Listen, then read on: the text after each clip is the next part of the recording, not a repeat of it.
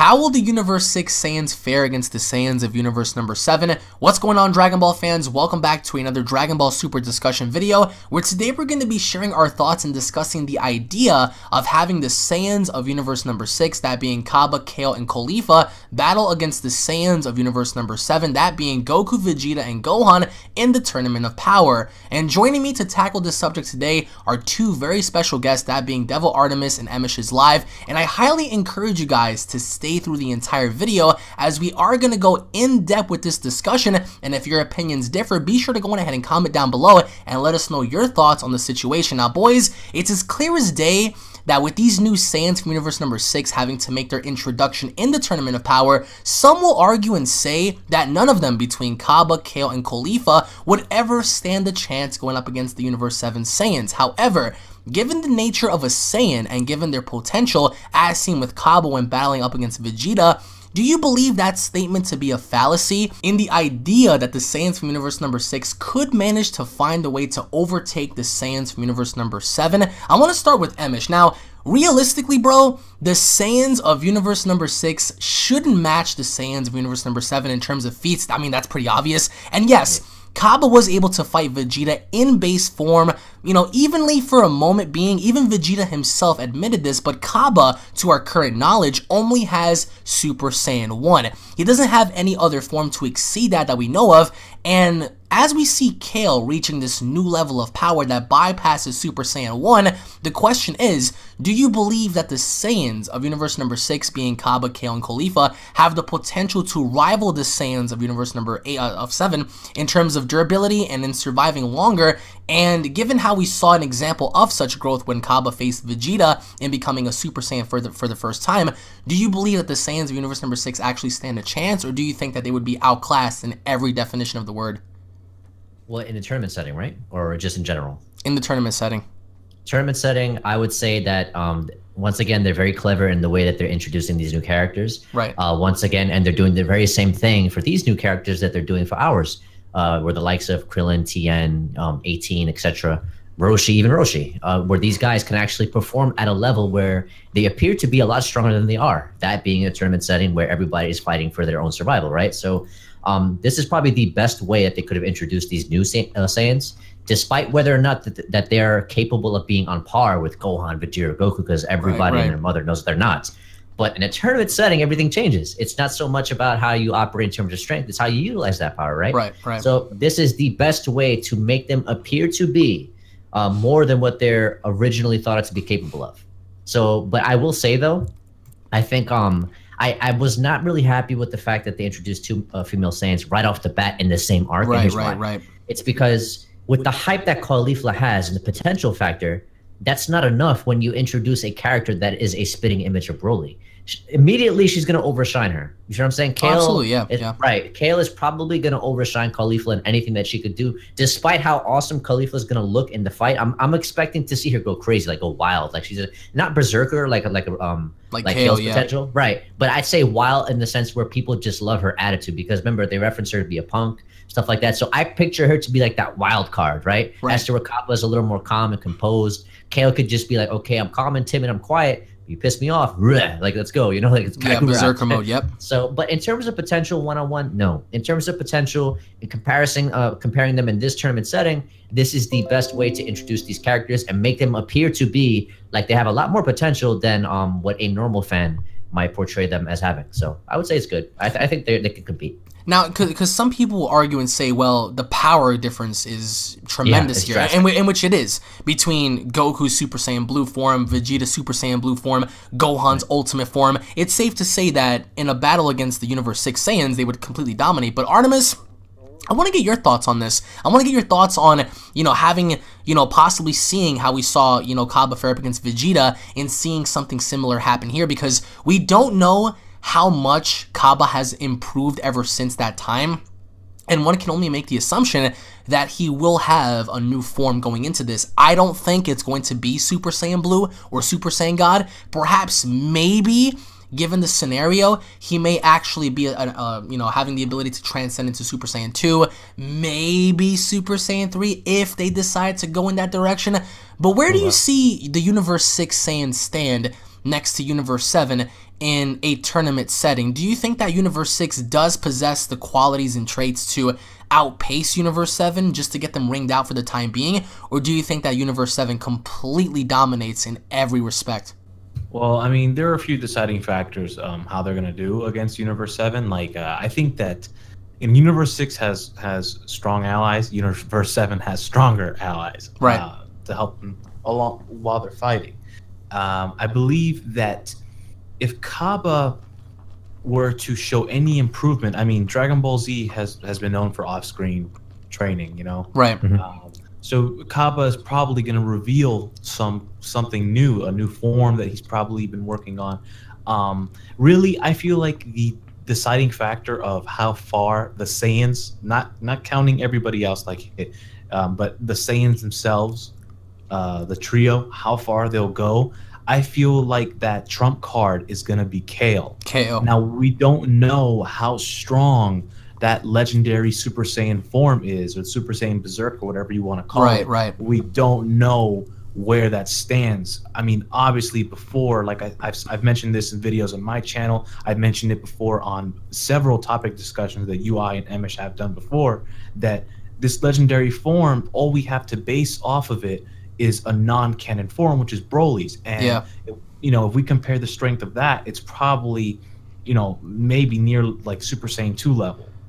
So, honestly, how they go about the form will decide how far Universe 6 goes. Will they make the form be able to compete with Super Saiyan Blue? Will they not? Will they make it be able to compete with Ultimate Gohan? Will they not? That's basically what's going to decide the factor. But I think that Universe 7 overall has the battle experience, and yeah, just the competitive nature of the Saiyans from Universe 7 is a lot more intense than the Universe 6 Saiyans. I mean, their body structure speaks alone. So I feel Universe 7 definitely would beat Universe 6 no problem. But like I said, Kale is going to be the deciding factor as to how they perform. Now, I wanted to ask you both about Kale, because Kale is going to be a very intriguing character, especially based on the translations when we saw Kaba speak to her in trying to, because she's a character filled with stress, and she pretty much manifests all that power and harnesses that power within her onto the surface, hence why she's able to emit tremendous amounts of ki energy from her body. Now, I wanted to ask you both, do you think that they're going to up the power scaling for this character to potentially rival, not per se Super Saiyan Blue, because I think that would be pretty bad to do, but more or less even comparing her to Ultimate Gohan status, because as strong as Gohan is now, he's definitely not no Super Saiyan Blue. So would it be fair to say, okay, let's have Universe 6 stand somewhat of a chance by having one of our characters be able to contest against someone like Gohan per se? In the form of, you know, Kale having to unleash her, you know, inner power and then having to see her transform. Would you say that they're going to up her power just for the sake of the story? And if they do you think it would make sense? Only in the regards of Gohan, because having her match up to Goku and Vegeta doesn't seem logical, and nor do I think it'll happen. But let's take Gohan and Kale, both of them having to have their ultimate forms and the Berserker form intact. Where do you see that whole situation going about? Go ahead, Devil. I'll give it to you first. Thanks, bro. Well, basically, I feel like if they were to go down the route where Gohan were to struggle with Kale, right, that I would feel satisfied with that. I always see the legendary Super Saiyan form as something unique that they never really utilize too much upon. So, and they never use it to its full potential, is what I'm saying. I feel like the form, you know, oh, it was given to such a badass character with a great character design, but a shit story behind it, and the form wasn't really explained too much. I feel if they put it against Gohan and they give it, you know, it has the green hair and everything and the massive muscle size, and maybe if they can explain it better, because they did a really shit job explaining it in the movies, if they can explain it better and make it put it to a certain standard of power that it can rival like Ultimate Gohan, I would be satisfied with that. I would not be satisfied if the form was as strong as Super Saiyan Blue. Right. I don't feel that Kale has that potential, like nowhere near that potential to like Super Saiyan Blue Kaioken, whatever. Vegeta Super Saiyan Blue form, whatever you want to put it against. I just don't think she's there yet. I don't think she's anywhere near that. If she can give Gohan a little bit of trouble, I'll be satisfied. And if she can, beat, give the other universe members trouble, that would definitely be satisfying for me. I would be happy with the form, and I would consider it a very good form to use. What about you, Amish? How do you feel about that? While he was speaking, I just thought of something. The concept of legendary Super Saiyan, what made it legendary was the arc that it was portrayed in, and this is around the Cell arc around that time. Yeah, Gohan never unlocked the Super Saiyan 2. Just the original Super Saiyan concept was there. So the Saiyans of Legend, or the legendary Super Saiyan, was utilized in that arc. And we fast forward now to 2017, and I'm positive they won't refer to it as anything like that. That's what we call as a fan base, because that's the best thing to call it. So I understand where Devil Arms is coming from. Right. But I would say, given the fact that if Kaba can, I don't want to say rival Vegeta, because I don't think he rivals him at all, even in base. No. But if they can actually, I would compare the same way they did in the Cell arc in Dragon Ball Z, where they based Broly's form off of Trunks. I would say it would be fair to base this new form, Kale's form, at that, and compare it to Super Saiyan Rage Trunks. That would be the best comparison, in my opinion, based mainly because this Berserker form, if she is in fact a stressful character and she's holding on to all these emotions, it only makes sense that she would not have to train the same way Kaba does, because Kaba is he's on the Force. So it only makes strong as to why he had this much potential after he transformed as a Super Saiyan, right? Because the same way Goku did when he first transformed, he was already training. Was he training as hard? Was Kaba training as hard as Goku? Hell no.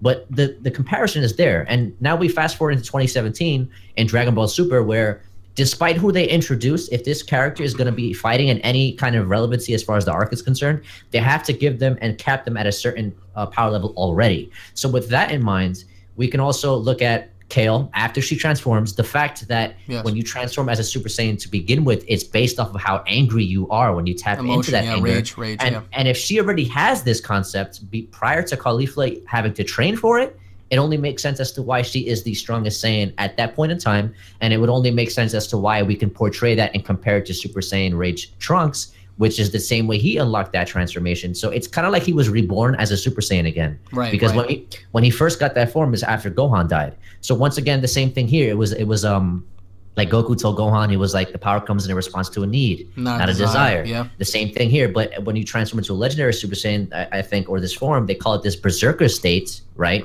For the same way they gave Super Saiyan Rage Trunks this Super Saiyan Rage concept. They came up with a new concept, named it something different. The same thing they're going to do here. They're recycling an old concept, that's fan service, but they're going to give it a different name, probably calling it, like you said earlier, Super Saiyan Berserker, or Super Saiyan Berserker, something like that. Possibly, and they will use her anger and her stress and formulate that into power. Will it get her far? Probably not. But will she be able to be compared to, I would say, at Super Saiyan Rage Trunks? I don't want to put her to the Ultimate Gohan, because I think that would make people kind of mess up their minds as to where the fact that Gohan stood up to Goku at this point. But then again, what about the people that are going to say you're kind of lowballing Gohan when it comes to Trunks? Because some people argue and saying that Super Saiyan Rage is stronger than Ultimate Gohan, and some people will say that Ultimate Gohan is stronger than Super Saiyan Rage.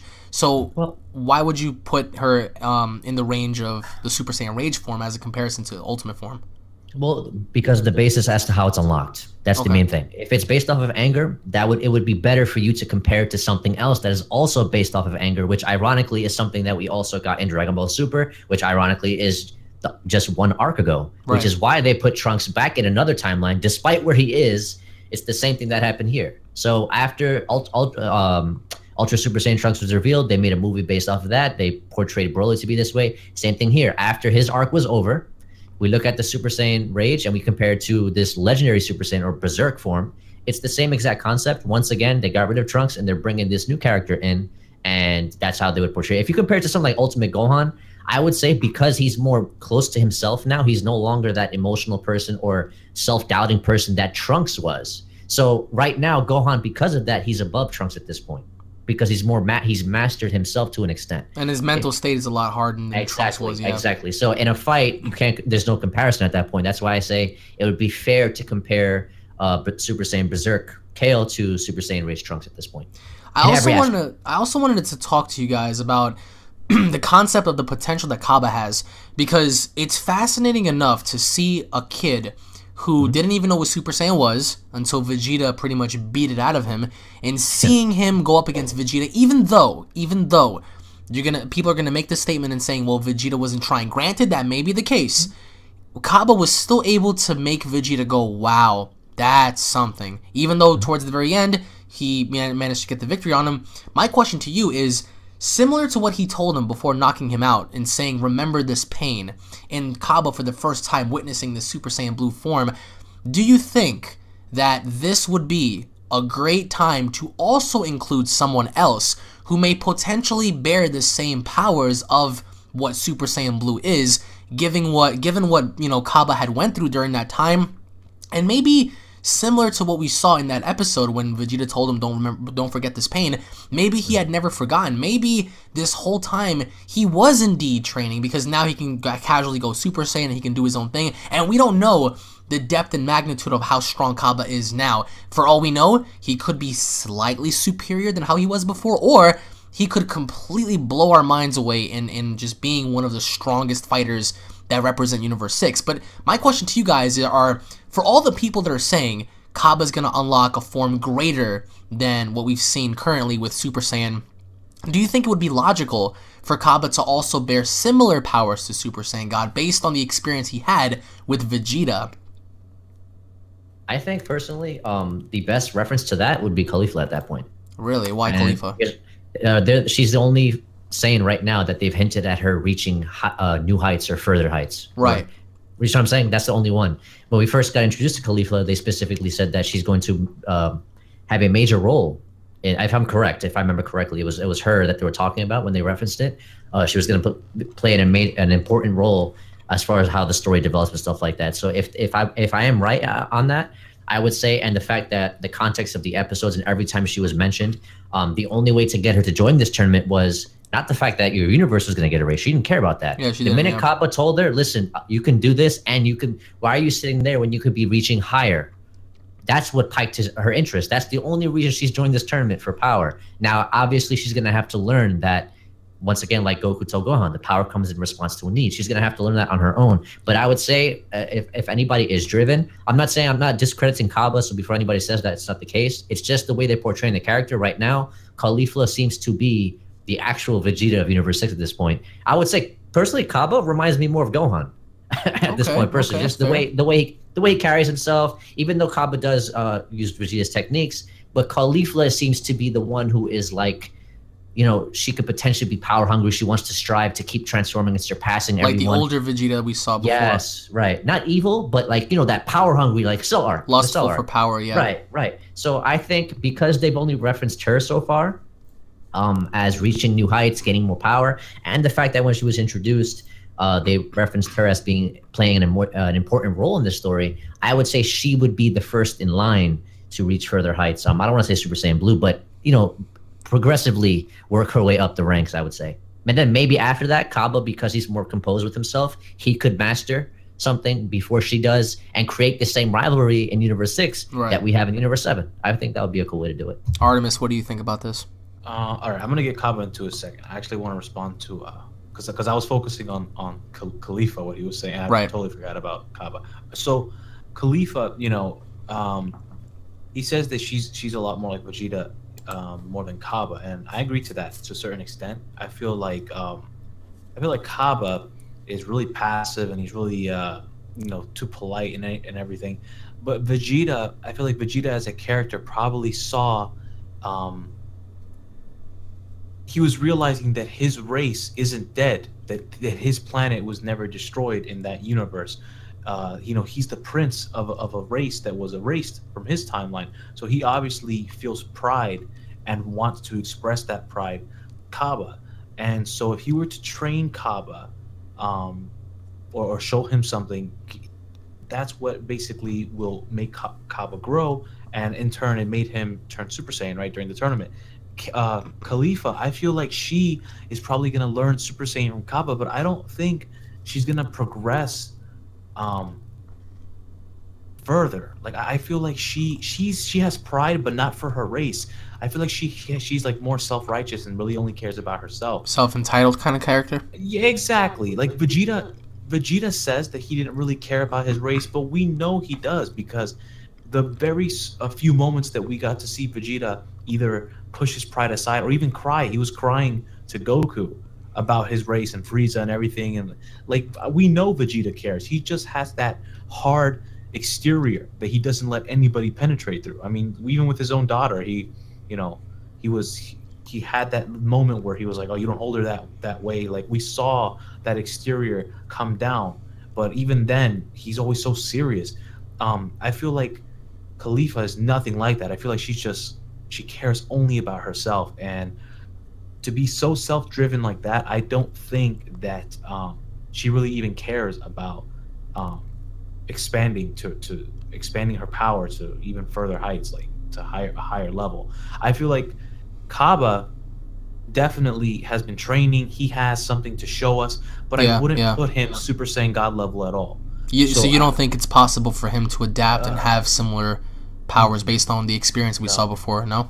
No way. I feel like he doesn't have. The Saiyans from that universe don't have that type of relationship that Goku has with Beerus. Gotcha. That the Saiyans from Universe 7 have a completely different relationship from so far that I've seen from any of the gods. I don't think, they had that encounter or even know about Super Saiyan God. You have to remember that they found out about Super Saiyan God during the whole fight with Beerus and stuff.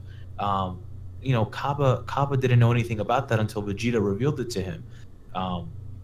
I don't feel Kaba has the capabilities of reaching that, especially not in such a short time. I don't think so. Maybe if I had to give Kaba a new transformation, it would be what you said. It would be Super Saiyan 2. And maybe if they want to go down that road and give him Super Saiyan 3, that's fine. But I don't see him Super Saiyan 3 either. I see him mostly at Super Saiyan 2, really, really strong Super Saiyan 2.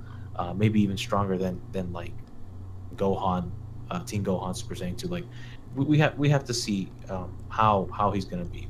I mean, I think that this definitely sets up for a very interesting showcase, because now we've seen Saiyan versus Saiyan before, even Universe 6 versus 7 before be done with Vegeta and Kaba. However, this time we're gonna see 3-on-3, in which I think makes perfect sense in seeing 3 versus 3 in the terms of like how we have 3 representing one universe while 3 represent the other.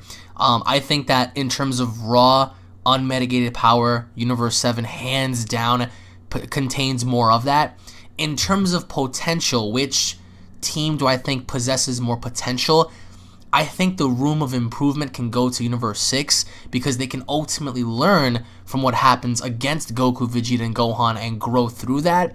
Do I think that we're gonna see one of them become a Super Saiyan Blue or maybe have the powers of a god? It's highly unlikely. I think, like Emish said, the furthest we'll probably go to is Kaba becoming a Super Saiyan 2 and Kale having to go into that berserker-like mode, and that's it, which to an extent would put him at a disadvantage, especially if Vegeta and Goku decide to go Super Saiyan Blue right off the bat, and especially to how even Gohan pointed out, the center of the ring is very viable. We're going to have to fight our way through that to secure our position.